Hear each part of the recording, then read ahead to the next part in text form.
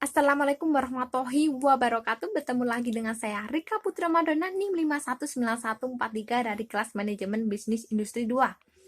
Pada kali ini saya akan mempresentasikan sedikit ulasan tentang produk PT Yakult Indonesia Persada untuk memenuhi tugas UTS saya dalam mata kuliah Media Production Processing. Langsung saya mulai untuk mempersingkat waktu.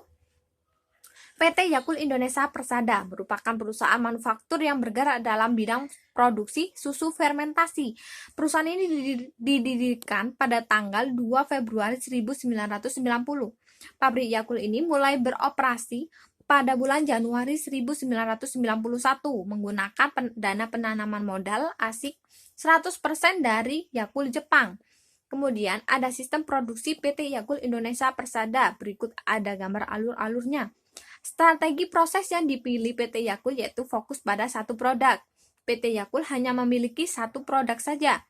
Selain itu, peralatan yang digunakan memiliki fungsi yang khusus dan pesanan, serta panduan kerja yang sedikit, karena semua sudah terstandarisasi, lebih banyak memakai mesin ya.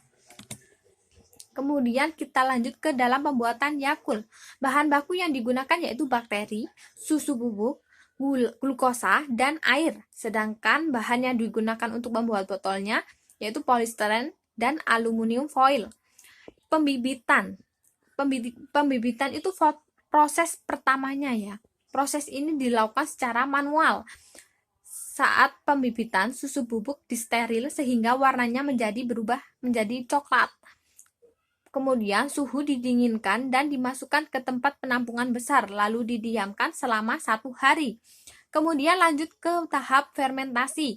Tahap ini mengalami proses HTST, yaitu High Temper Short Time. Dan susu mengalami proses UHT, Ultra High Temper. Waktu penampungan fermentasi yaitu 7 hari. Kemudian kita ke pencampuran gula dan air. Pada tahap ini, gula dan air dimix menjadi satu. Media yang digunakan yaitu mesin. Mesin ini berfungsi untuk mengaduk gula dan air sehingga membentuk gumpalan-gumpalan halus. Hasil dari tahap ini yaitu Yakult konsentrat. Kemudian dimasukkan ke blending pump dan ditambahkan air sehingga menjadi satu produk Yakult. Proses pencetakan botol menggunakan 15 mesin. Setiap mesin menghasilkan 18 botol sehingga dalam 1 jam loh ini dapat menghasilkan 11.000 botol. Bayangkan kalau 1 hari ya. Penyimpanan botol dilakukan dengan filter udara. Pada tahap terakhir menggunakan banyak sekali mesin, diantaranya selektor mesin dan mesin printing. Semua botol akan diisi dengan Yakult dan ditutup, kemudian akan diseleksi. Kemudian tahap pengemasan terdiri dari proses packing, repacking, dan mesin yang akan menyusun produk akhir. Dalam ruangan pendingin, kemasan berisi botol Yakult disimpan dalam ruangan pendingin untuk menjamin kualitas kesehatan Yakult. PT Yakult juga menggunakan strategi tata letak sel kerja, di mana mengorganisasikan ulang tenaga kerjanya dan mesin biasanya tersebar yang pada departemen beragam, sehingga dapat memusatkan perhatian dan membuat satu produk yang saling berkaitan. Kemudian perencanaan kapasitas PT Yakult mempertimbangkan 4 hal, yaitu peramalan permintaan secara akurat, adanya perubahan teknologi, dan peningkatan kapasitas, tingkat operasi yang optimal, dan adanya perubahan-perubahan lain. PT Yakult memiliki kapasitas yaitu 3.300.000 botol per hari.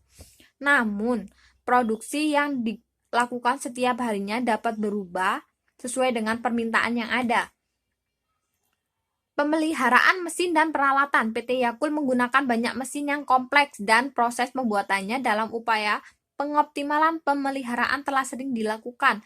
Maka teknik pemeliharaan pada PT Yakult lebih banyak dikonsentrasikan pada pemeliharaan pencegahan untuk menghindari kerusakan yang serius. Hal ini bertujuan untuk menjaga keandalan dan ketersediaan sistem.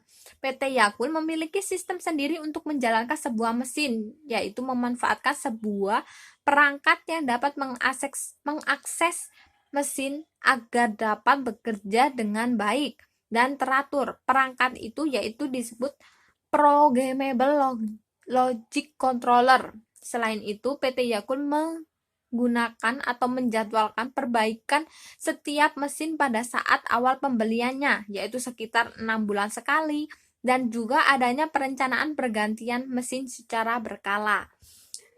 Sedikit ulasan yang dapat saya sampaikan, ada kurang lebihnya. Saya mohon maaf, semoga bermanfaat. Saya akhiri, wassalamualaikum warahmatullahi wabarakatuh. Terima kasih.